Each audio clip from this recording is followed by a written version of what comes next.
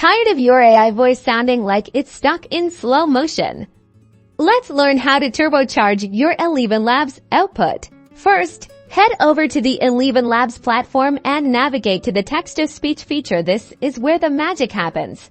Enter the text you want your AI voice to speak. You can paste existing scripts or type directly into the field. Now, look for the speech speed or voice tempo setting. It's usually represented by a slider or a drop-down menu. To make your voice faster, simply slide this control to the right or select a higher speed from the options. Experiment with different levels until you find the perfect rhythm for your audio.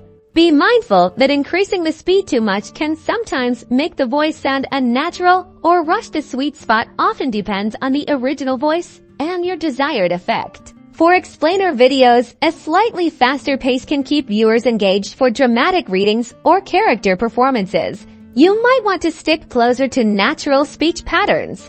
Once you've adjusted the speed, hit generate and listen to your customized audio in action. Now you have full control over the tempo of your ElevenLabs AI voices, opening up a world of possibilities for your creative projects. Happy generating!